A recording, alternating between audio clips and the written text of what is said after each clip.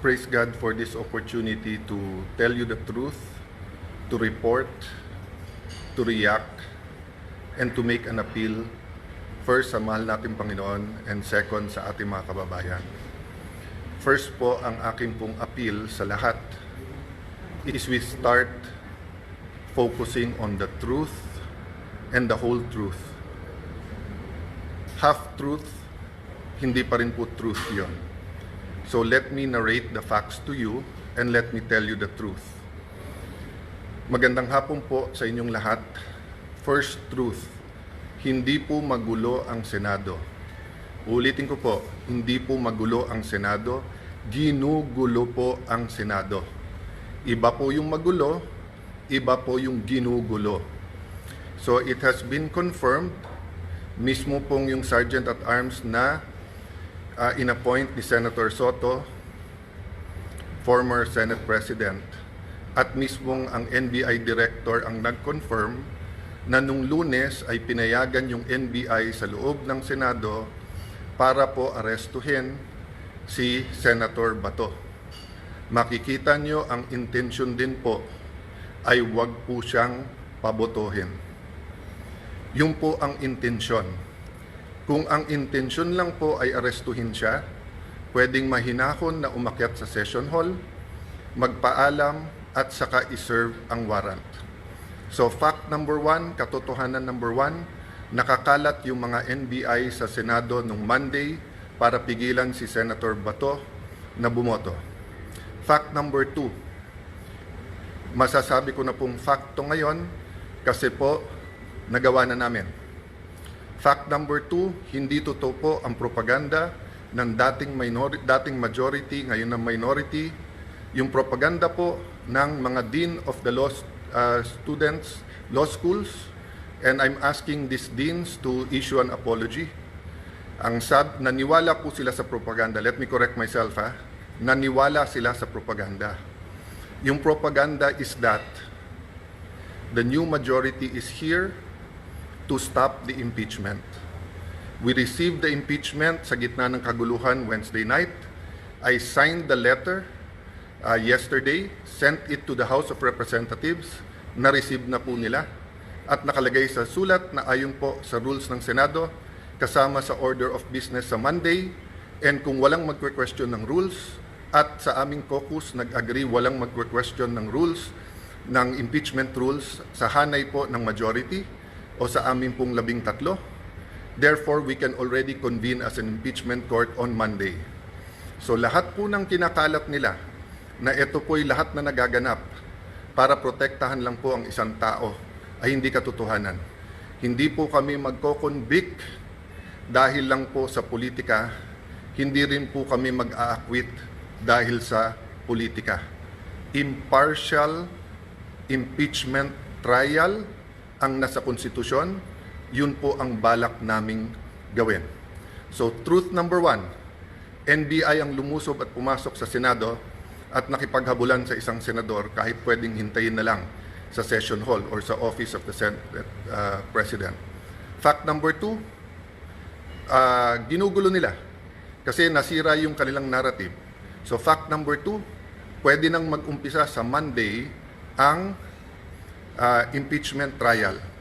Ako nga'y medyo nababahala kasi baka gamitin yung issue na to para maraming magsalita sa Monday tapos sa amin ibabalandra kung bakit may delay sa impeachment. Fact number 3, kinausap, inimbita ko sa opisina ko, sabi ko pwede pa siya magsama pero pinili niyang mag-isang pumunta sa office. We had a number of senators there. And sinabi po ni NBI Director, he will follow the Senate and he will not arrest sa loob ng Senado. We told him to submit the warrant para makita namin. Sabi niya nung Lunes, Tuesday niya isasubmit kasama ang sulat.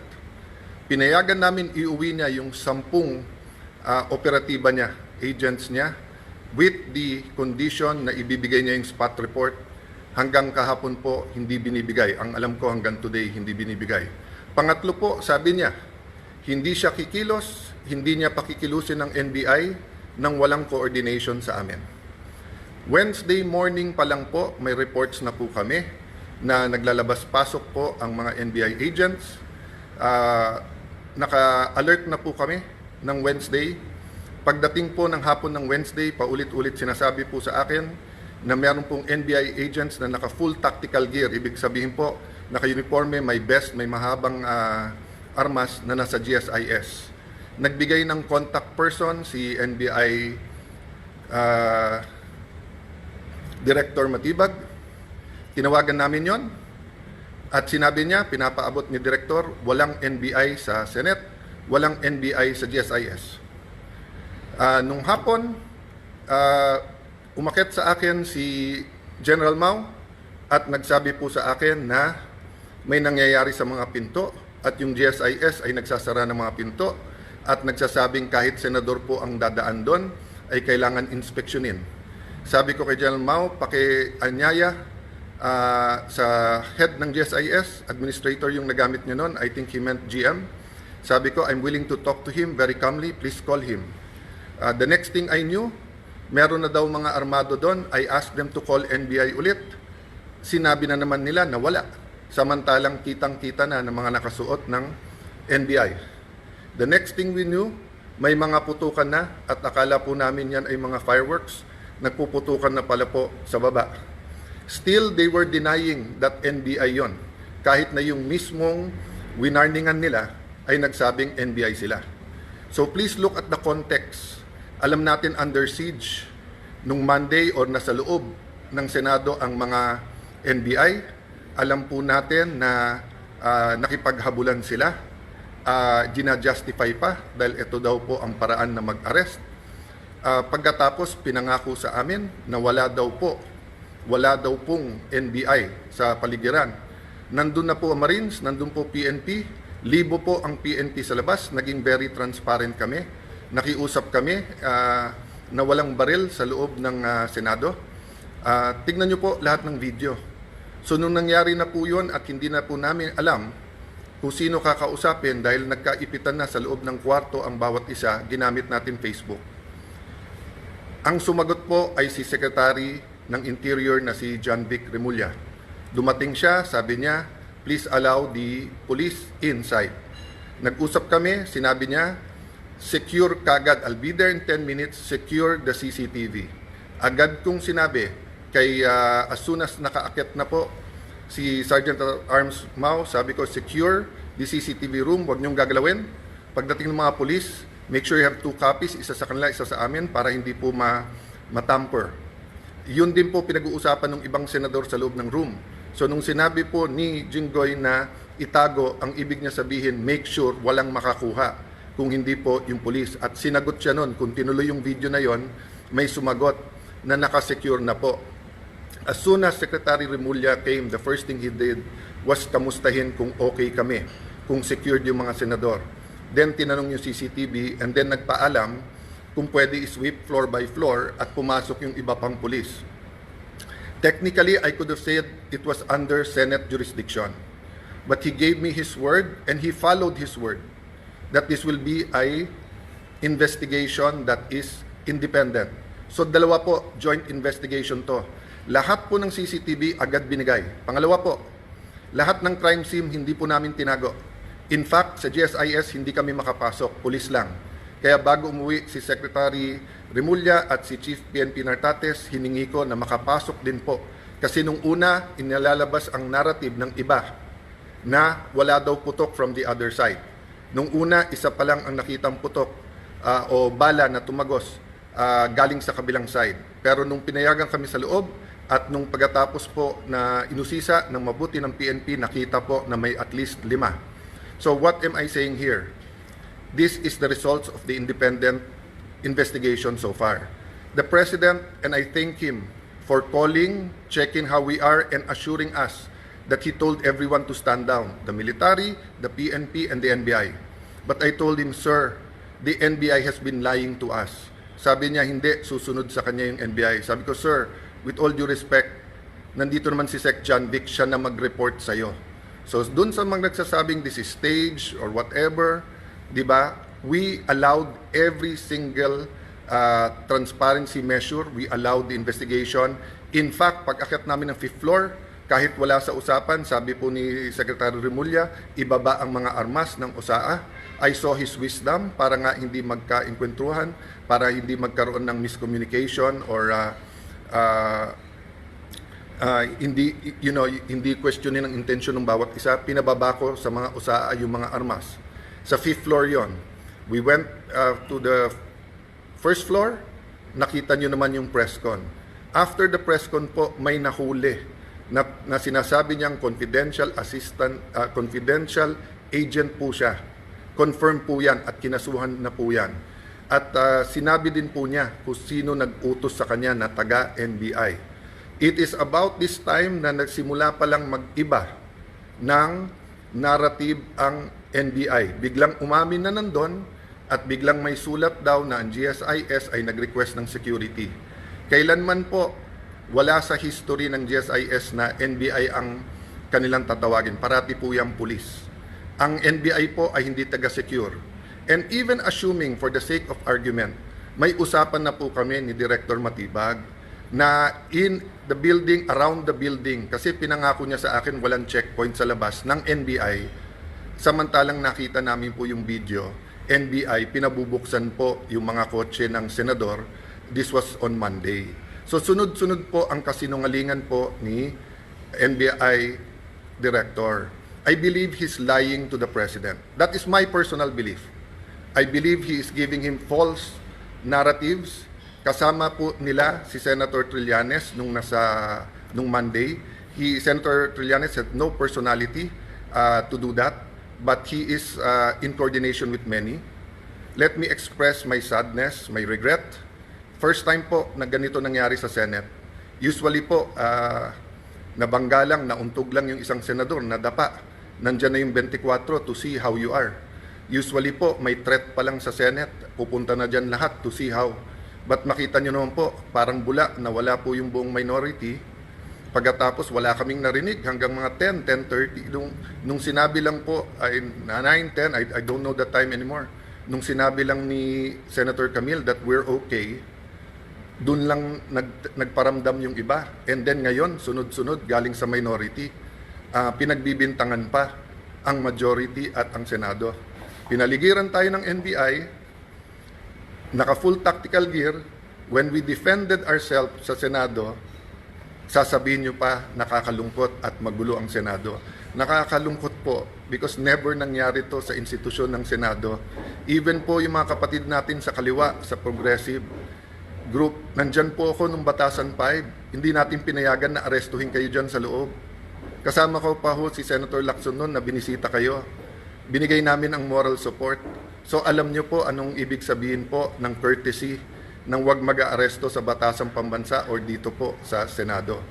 Having said that po, there are different issues na sinagot ko na sa inyo. But I'm going live today because I heard the Ombudsman will do an independent investigation. That is good news. But I also heard that he issued a suspension against General Mao.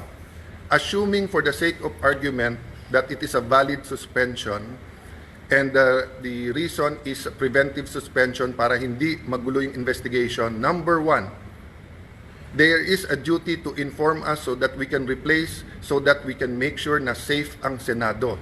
Remember, the impeachment is going to start on Monday. On Monday. So how can we secure and make sure matuloy at hindi na naman kami guluhin tapos kami na naman ang pagbibintangan? Number two, bakit po, and I like to honor and express, diba, that in my dealings with the Ombudsman, Boying Remulla, it has always been with respect. We many times disagree, but he, to me, had an open mind. We disagree in legal, but he listened.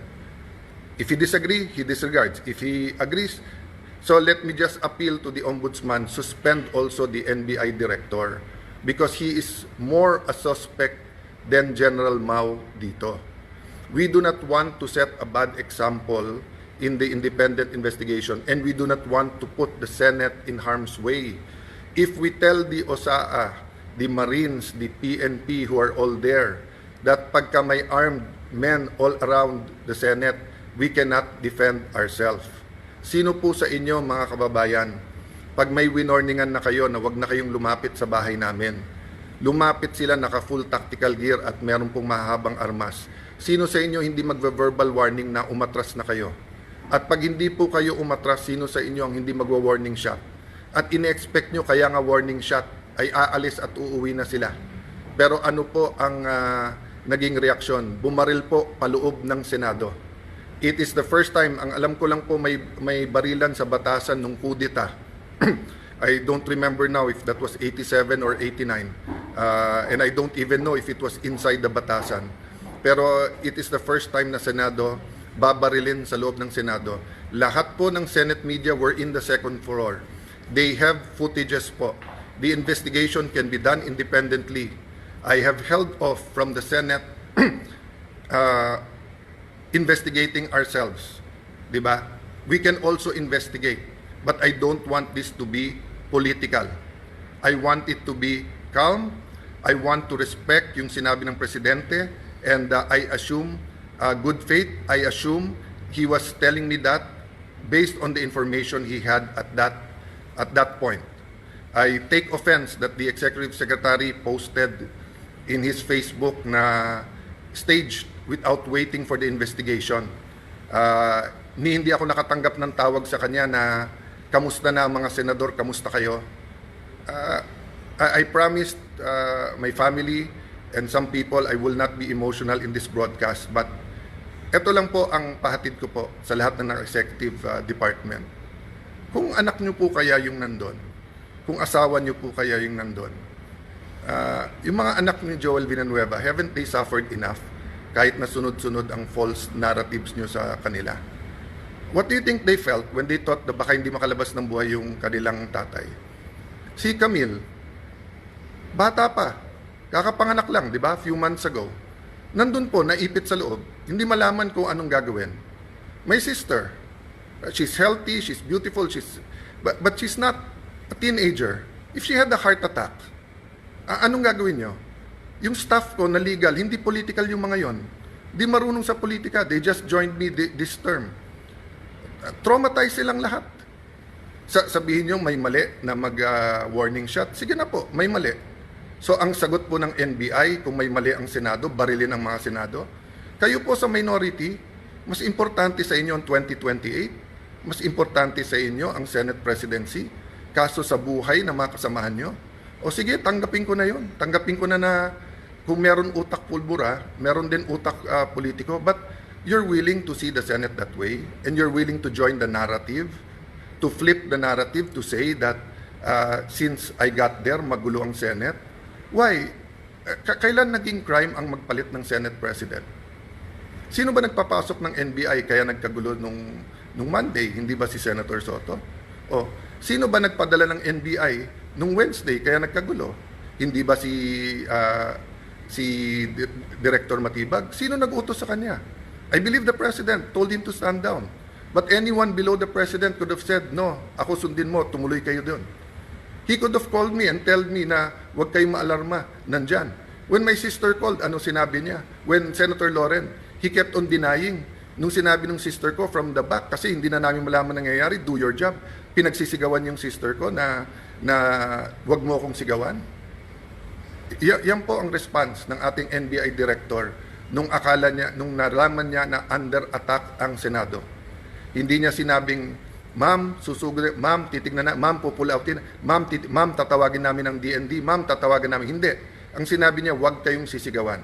So mga kababayan, kung tumawag kayo ng 911 at sinabi yung nilulusob ng mga bahay niyo, may mga armado na puputukan, at ang sabihin ng taga 911 sa inyo, huwag niyo ako sigawan, ano po mararamdaman niyo?